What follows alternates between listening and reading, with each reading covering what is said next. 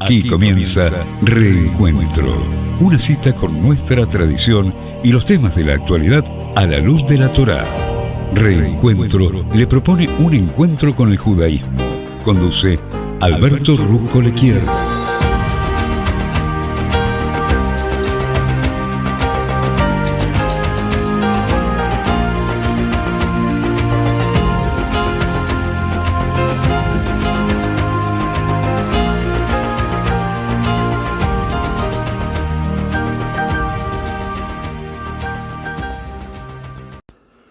Muy buenas tardes, aquí Alberto Rusco Lequier los saluda y por supuesto le doy las gracias por estar acompañándome afortunadamente ya hace tantos años en este encuentro que yo llamo Reencuentro. El día de hoy, que es el día 2 del mes de Tishrei, ya del año 5785, vamos a hablar de cosas muy pero muy importantes. Y vamos a tratar de salir, Dios mediante, más ricos que cuando lo hemos iniciado, porque la propuesta es que bebamos en los exquisitos e inagotables manantiales de sabiduría de la Torá. Bien, te quiero recordar que el horario para aprender velas de Shabbat el día de hoy está establecido para la ciudad de Buenos Aires a las 18 horas 42 minutos y el Shabbat termina mañana a las 19 horas 38 minutos. Bueno, ya nos faltan muy poquitos días para llegar al Yom Kippur. El día se denomina el Día del Perdón, técnicamente es el Día de la Expiación. Pero bueno, vamos a ver la importancia del perdón. Y claro, uno se pregunta, ¿cuándo registra la historia la primera vez que un individuo perdona a otro? Y vamos a remontarnos al caso de Yosef, que yo diría es un punto fundamental en la historia, porque es este perdón en el cual Yosef perdona, que es la primera vez que un acto de perdón está registrado. Pero hay que distinguir entre perdonar con apaciguar el enojo. Claro, apaciguar el enojo que es universalmente humano. Las personas cuando están constantemente causando daño a otras, que entonces se enojan, se indignan y consideran que les han faltado el respeto. Claro, si el causante no hace nada para evitar su ira, estas personas se van a vengar.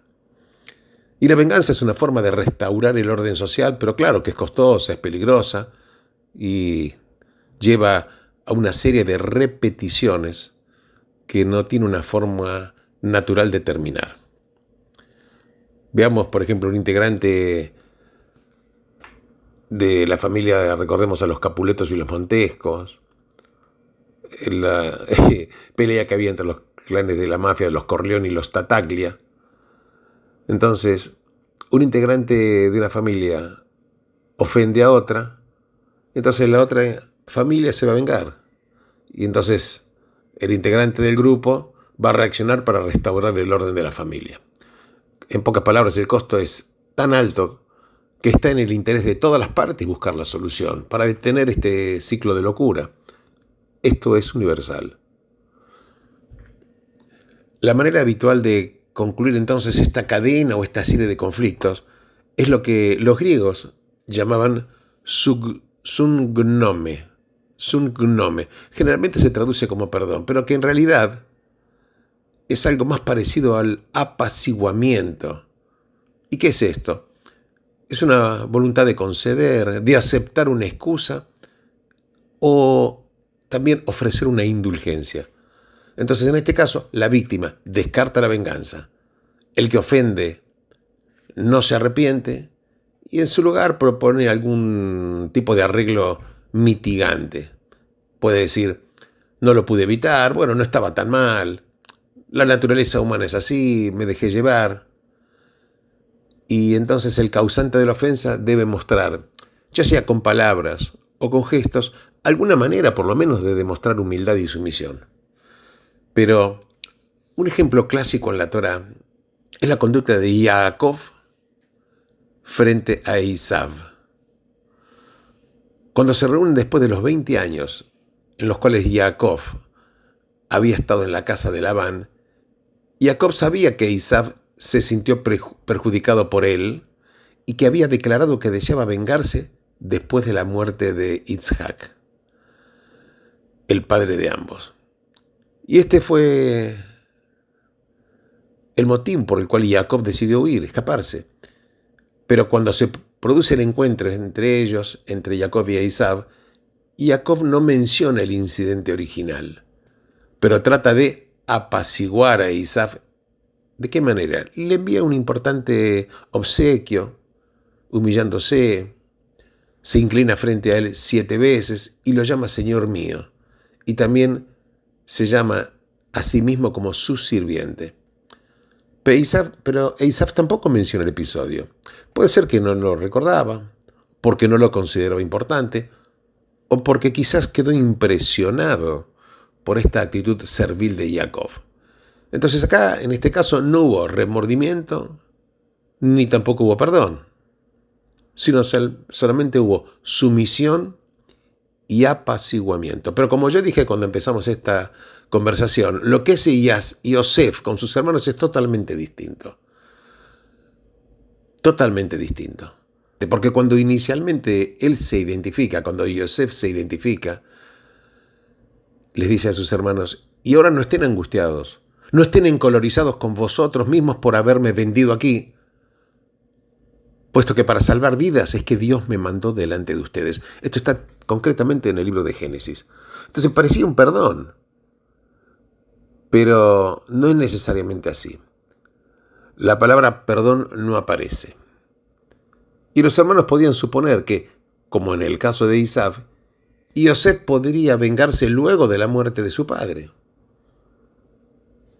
Entonces, y luego ven que cuando los hermanos de Yosef vieron que murió su padre, dijeron, ¿y si Yosef guarda resentimiento contra nosotros y nos retribuye todos los males que le hemos causado? Y entonces mandaron a Yosef unas palabras que decían, vuestro padre dejó estas instrucciones antes de morir. Esto es lo que debes decir a Yosef. Por favor, perdona el mal de tus hermanos y el pecado cometido por haberte tratado tan mal. Ahora, por favor, perdona los pecados de los sirvientes del Dios de tu padre. Ahora, ¿qué le responde Yosef? Yosef le dice a los hermanos, no tengan miedo. ¿Estoy yo acaso en el lugar de Dios? Ustedes trataron de dañarme, pero Dios tuvo la intención de que fuera para bien, para lograr lo que ahora se está haciendo, salvar muchas vidas. Por lo tanto, no teman. Voy a proveer para vosotros y para vuestros hijos. Y los reaseguró y les habló bondadosamente. Este es el perdón. ¿Por qué? Porque Yosef no utiliza esa palabra, pero deja clarísimo que descarta toda idea de venganza. ¿Y por qué esto está pasando aquí y no ocurre en otras culturas? Y esta es una característica fascinante del judaísmo. Y este es el motivo por el cual le significó tanta diferencia al mundo. Entonces, ¿qué es lo que tuvo o cuáles fueron los requisitos para que pueda nacer el perdón? Veamos, primero Yosef desarrolla un plan elaborado, oculta su identidad para tener la certeza de que sus hermanos son capaces de remordimiento y expiación. Eso ocurre en el primer encuentro en Egipto, cuando Yosef los acusa de espionaje y ellos comentan en su presencia, sin saber, claro, que Yosef podía comprenderlos. Los hermanos dicen, seguramente somos culpables por lo de nuestro hermano. Vimos qué angustiado estaba cuando rogaba por su vida, pero no le quisimos escuchar. Y es por eso que esa angustia se nos viene a nosotros. Ellos saben que hicieron algo malo. Reconocen en definitiva su culpabilidad. Veamos. En segunda instancia, Yosef prepara un juicio para comprobar si Yehuda, el hermano que propuso venderlo en esclavitud desde el principio, efectivamente había cambiado. Entonces obliga a aparecer a Benjamín o Benjamín con una falsa acusación. Y está por esclavizarlo cuando interviene Yehuda y propone reemplazarlo por él mismo con tal de que Benjamín, el hermano menor, quede libre. Y esto es lo que Maimónides y los sabios definen como arrepentimiento total. O sea, que han cambiado de tal manera que son una persona distinta. Y estos elementos nos señalan lo que se ha modificado en los hermanos para que ellos, los culpables, puedan ser perdonados. Hay un cambio también en Yosef. Él ha enmarcado su vida de tal forma que el episodio de la relación con sus hermanos es ahora totalmente secundario frente al drama de la divina providencia que aún se está desarrollando. Y él lo explica de esta manera. Yosef le dice: ustedes intentaron dañarme, pero Dios quiso que fuera bueno. Y esto es lo que le permite a Yosef, la víctima, que pueda perdonar a sus hermanos. Claro, pero uno puede decir, bueno, estos son detalles. Lo que es absolutamente fundamental es que el judaísmo representa, por primera vez en la historia, la moralidad de la culpa en lugar de la vergüenza. La moralidad de la culpa en lugar de lo de la vergüenza. Los individuos impulsados por tradición, cuando transgreden, sienten vergüenza. Pero los que tienen una orientación, yo diría, interna, cuando transgreden, sienten culpa. También hay culturas del ojo, culturas del oído, hay culturas visuales. Las culturas visuales son casi siempre culturas de vergüenza. Y es lo que se siente cuando se imagina que otras personas están viendo lo que uno hace. Instintivamente, cuando uno siente vergüenza, lo que quiere es esconderse o hacerse invisible. Pero hay otras culturas del oído, culturas de la audición. La moralidad en este caso está representada por una voz interna. ¿Viste esa voz de la culpa? De la cual es imposible esconderse, aunque fuera posible ser invisible ante el mundo. Pero la diferencia entre las dos es que en las culturas de la vergüenza, hacer el mal es como una mancha sobre la persona. Y la única manera de ser rehabilitada es que la mancha pueda ser tapada. De ahí viene el verbo kipur. Esto se hace aplacando a la víctima de su mal, de tal forma que mire para otro lado respecto a lo ocurrido. Su resentimiento, su indignación, diría, y la sed de venganza quedaron apaciguados. Pero en la cultura de la culpa, sin embargo, se hace una distinción básica, fundamental entre la persona y los actos de la persona. Porque fue el acto el que estuvo mal, no la persona. Esto es lo que hace posible el perdón. Repito, fue el acto el que estuvo mal, no la persona. Y esto es lo que hace posible el perdón. Entonces, uno perdona al otro cuando admite que hizo el mal, cuando el otro expresa remordimiento, y haces todo lo posible para hacer las paces. Y especialmente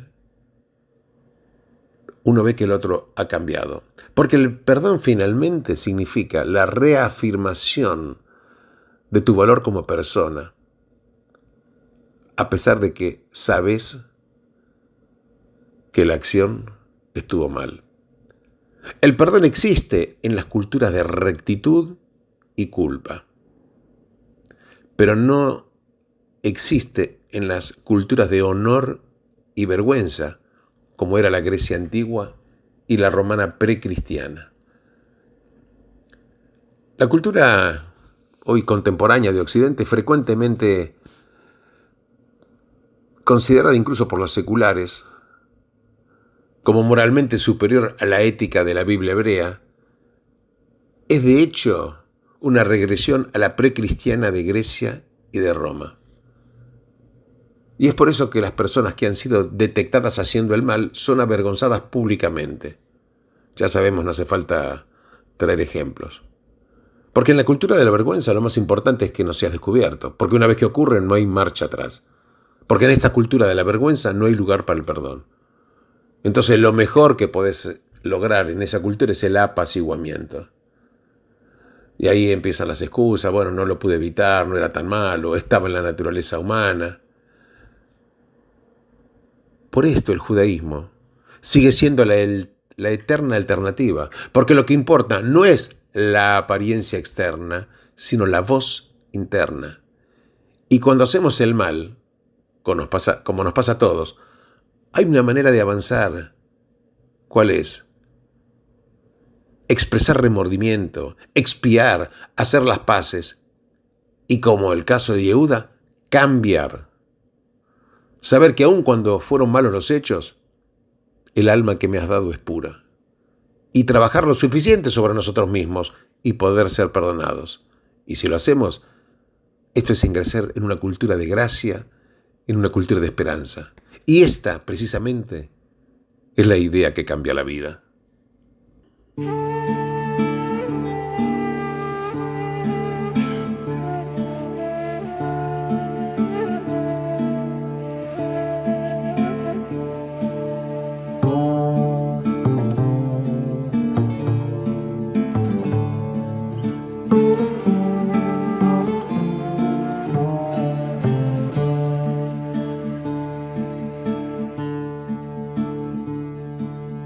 בין כרטיסי הברכה, בין הלבבות הנוצצים, בין הפרחים שלרגע פורחים, אל תשכח את עצמך, את ילדיך, את הוריך, אל תשכח את אשתך, את חברך, את אהובך, אל תשכח את הבית שלך.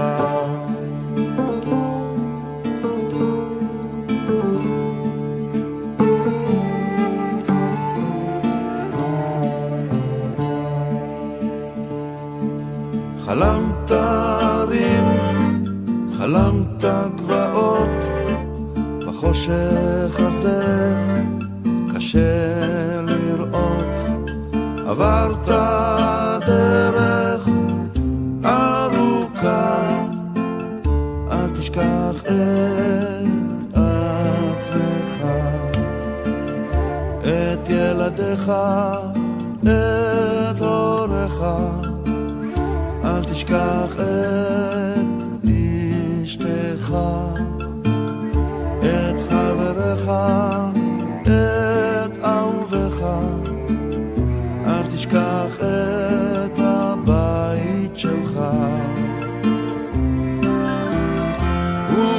וברחובות אנשים לא שומעים ולא רואים, כוכב שקבע סימן לעצבות, הלילה עוטף בצעיף של בדידות.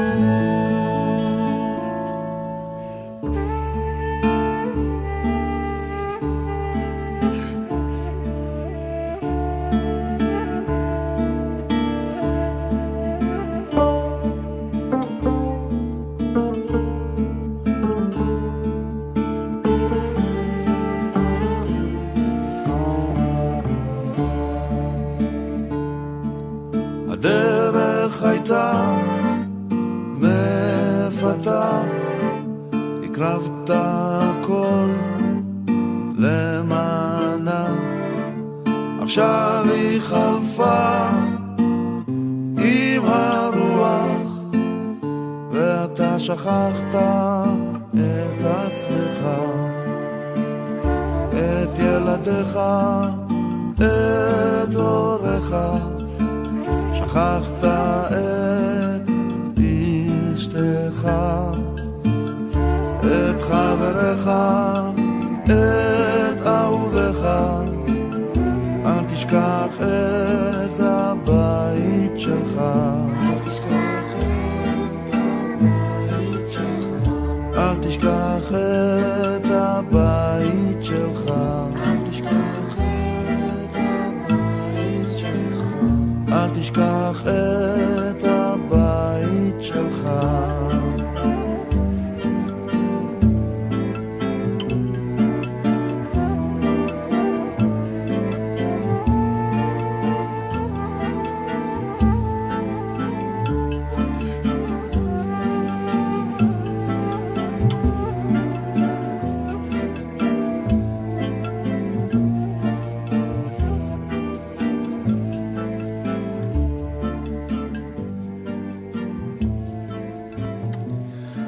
En los últimos días de la vida de Moshe, él renueva el pacto entre el Creador y el pueblo de Israel. O sea que todo este libro de Devarim fue un relato del pacto.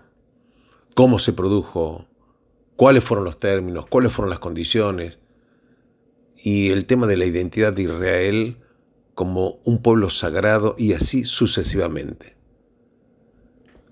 Pero ahora viene el momento de la renovación, una especie de, si se requiere, de un referéndum. Pero Moshe, sin embargo, se cuida de no limitar sus palabras a los que están realmente presentes. Moshe está por morir y quiere asegurarse de que ninguna generación futura pueda decir: Moshe hizo un pacto con nuestros antepasados, pero no con nosotros. Nosotros no dimos consentimiento, no estamos atados.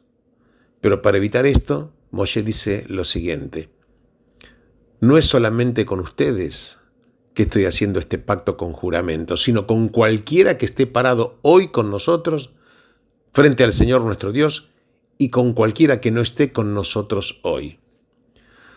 Claro, como dicen los estudiosos, cuando dice la frase cualquiera que no esté, no puede referirse a los israelitas que vivían en ese tiempo y que circunstancialmente podían estar en otro lado. Significa generaciones que todavía no habían nacido. Porque este pacto liga a todos los judíos desde ese día hasta hoy.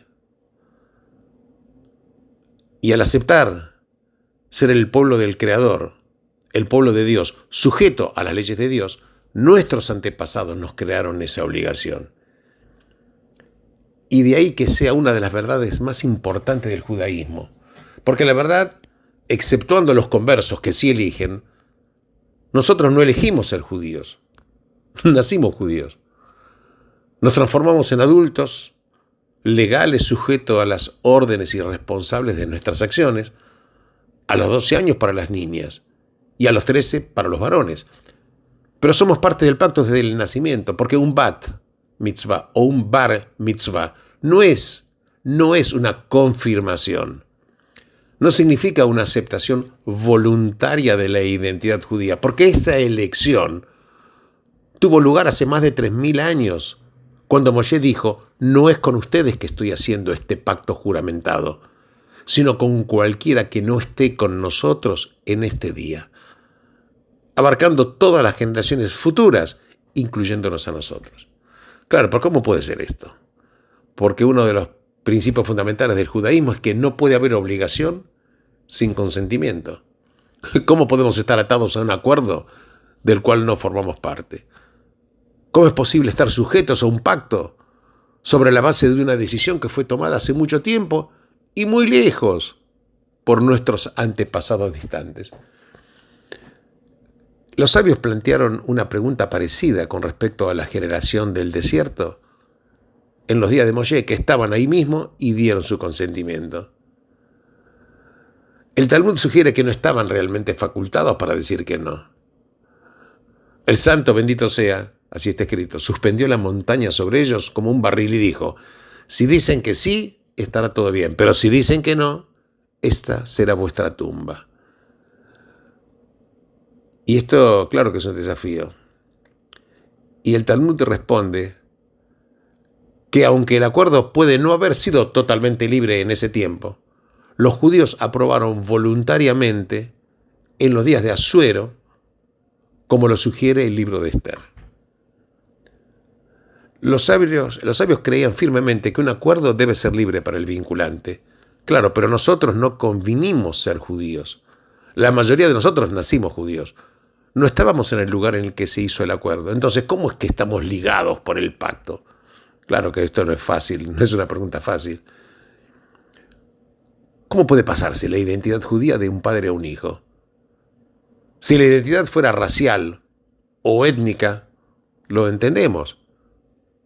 Heredamos muchas cosas de nuestros padres. Claro, lo más obvio, heredamos los genes. Pero ser judío no es una cuestión genética, sino asumir una serie de obligaciones religiosas. Hay un principio lógico que dice: puedes conferir un bien a cualquiera sin su consentimiento y sin su conocimiento o aceptación. Y aunque, claro, sin duda es un beneficio ser judío, también de alguna forma puede ser una desventaja. una restricción quizás a nuestra variedad de elecciones legítimas.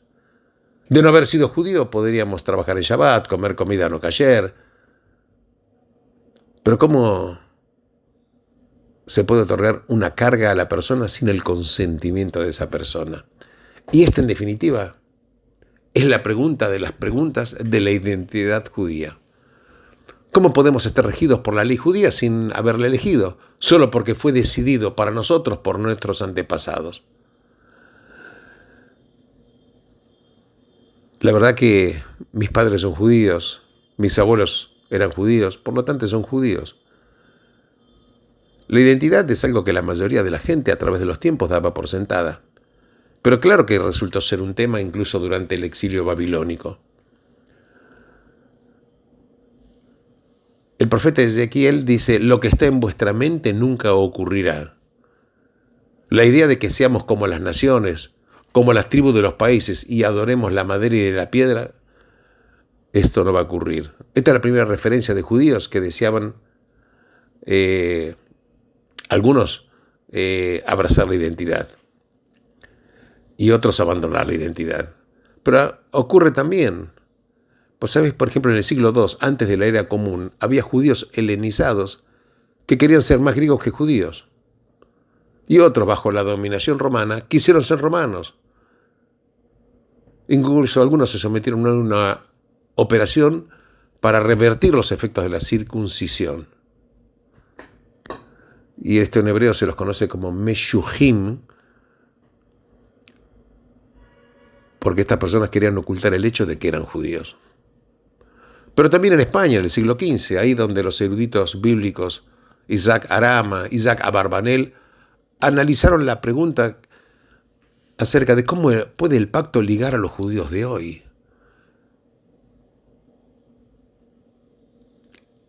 Y la pregunta real y la razón por la cual ellos trataron ese tema es que en ese tiempo, por ejemplo en España, siglo XIV, siglo XV, se ejerció una inmensa presión sobre los judíos para convertirlos al cristianismo. Y quizás no menos de un tercio puede haberlo hecho. Y ellos eran llamados, los que se convirtieron, en anusim, que en castellano sería conversos, y despectivamente marranos. La pregunta es, ¿y de por qué seguimos siendo judíos? Y a través del tiempo las respuestas fueron diferentes. La de Ezequiel fue contundente. Los judíos pueden intentar escapar a su destino, pero van a fracasar. Porque aún en contra de su voluntad serán reconocidos como judíos. Esto lo hemos visto en España en el siglo XV, en el siglo XX en Europa también. El antisemitismo racial persistió y los judíos siguieron siendo perseguidos. Y los sabios responden a la pregunta por medio de la mística. Dijeron que hasta las almas de los judíos aún no nacidos estuvieron presentes en el Sinaí y ratificaron el pacto. En otras palabras, cada judío efectivamente dio su consentimiento en los días de Moshe, aún antes de nacer. Desmistificado. Lo que probablemente quisieron decir los sabios era que en la profundidad de sus corazones, aún los judíos más asimilados sabían que seguían siendo judíos. Esto fue el caso de personajes como Heinrich Heine y Benjamín Disraeli, que vivieron como cristianos pero frecuentemente escribieron y pensaron como judíos. Para los pensadores del siglo XV la pregunta era problemática. Como dijo Arama, cada uno de nosotros tiene cuerpo y alma. ¿Cómo puede ser suficiente decir que nuestra alma estaba presente en el Sinaí? ¿Cómo puede el alma obligar al cuerpo? Naturalmente el alma acuerda con el pacto. Espiritualmente, ser judío es un privilegio. Y se puede dar un privilegio a una persona sin su consentimiento. Pero para el cuerpo, el pacto es una carga. Contiene toda clase de restricciones a los placeres físicos. Por lo tanto, si las almas de las generaciones estuvieran presentes, pero no los cuerpos, no se podría tomar como consentimiento. Pero quizás haya otra explicación más simple. No a toda obligación que nos ata le hemos dado nuestro libre consentimiento. hay algunas que vienen de nacimiento. Por ejemplo, sos heredero de un trono que involucra una serie de deberes, una vida de servicio a los demás. Por ejemplo, algunos tienen ese destino que viene de nacimiento. El pueblo al cual Dios mismo dijo, mi hijo, mi primogénito Israel, sabe lo que es la realeza. Entonces puede ser un privilegio. Puede ser una carga, pero pueden ser ambos. Ese es una ilusión especial. Pensar que lo único significativo de uno es lo que uno elige. Porque la verdad es que algunos de nuestros hechos más significativos no fueron elegidos en nuestra vida. Por ejemplo, no elegimos nacer. No elegimos a nuestros padres. No elegimos ni el lugar ni el momento de nuestro nacimiento. Pero sin embargo, cada uno de estos factores afecta quiénes somos y afecta a qué hemos sido llamados a ser, porque somos parte de una historia que comenzó mucho antes de que naciéramos y continuará mucho después de nuestra partida. Y te la pregunta entonces fundamental es, ¿vamos a ser continuadores de esta historia? Porque las esperanzas de un centenar de generaciones de nuestros antepasados descansan sobre nuestro deseo de hacerlo. En la profundidad de nuestra memoria colectiva, las palabras de Moshe siguen todavía resonando. No es con ustedes solamente que estoy haciendo este pacto juramentado, sino con quienes no están hoy con nosotros. Y nosotros somos parte de esa historia. Podemos vivirla, podemos abandonarla, pero es una elección que no podemos evitar y que tiene inmensas consecuencias. Porque el futuro del pacto, ese futuro del pacto, recae sobre nosotros. Ya está terminando este programa. Yo deseo que hayamos sido todos inscriptos en el libro de la vida y hayamos sido sellados en este libro de la vida. Les agradezco enormemente la gentileza que han tenido por acompañarme a través de tantos años y en este programa en particular, deseando que el Creador en el año 5785 derrame sobre todos y cada uno de nosotros y sobre todo la humanidad la mejor de sus bendiciones, que la luz del Creador ilumine las almas de todas las personas de bien en este mundo y que solo me resta decir que todavía nuestras almas siguen cautivas en Gaza. Nuestras almas siguen cautivas en Gaza. Alef Shelanu, Shavui, Beaza. Nuestras almas siguen cautivas en Gaza. Shabbat Shalom y benditos sean todos ustedes en el lugar en el cual se encuentren.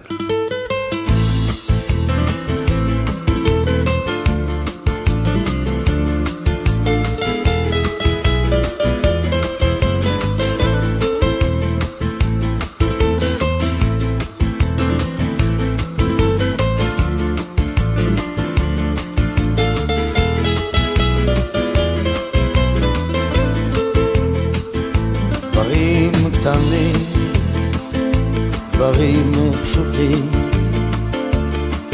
וקצת הפתעות באמצע הדרך, זמנים חולפים ומשתנים. אתמול אתה היית מלך, לאן פרחו הציפיות ואיך נשארת בלי תשובה, עוד לא הספקת לעשות. ומה נשאר מכל העבר? הכל תלוי בך חבר, היה חזק אל תישבר, אל תיתן לעצמות בך לפגוע, היה חזק ותתגבר. הכל תלוי בך חבר, היה חזק אל תישבר, אל תיתן לעצמות בך לפגוע, אהיה חזק ותתגבר.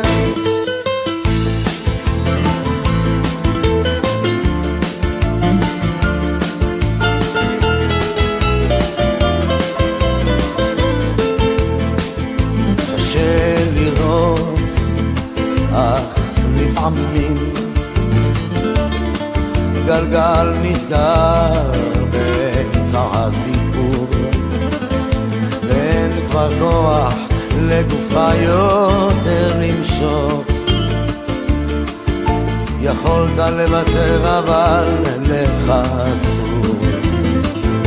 הכל תלוי בך חבר, אהיה חזק אל תישבר, אל תיתן לעצמות בך לפגוע, אהיה חזק ותתגבר. הכל תלוי בך חבר, אהיה חזק אל תישבר, אל תיתן לעצמות בך לפגוע, אהיה חזק ותתגבר. המסקנה חבר, אסוף את כל הכוח, קל יותר לדבר כשהפחד משתחרר. למרות הכל אתה מבין שזו הדרך, אהיה חזק חבר, אהיה חזק. הכל תלוי בך חבר, אהיה חזק אל תישבר, אל תיתן לעצמות בך לפגוע, אהיה חזק ותתגבר. הכל תלוי בך חבר, אהיה חזק אל תישבר, אל תיתן לעצמות בך לפגוע, אהיה חזק ותתגבר.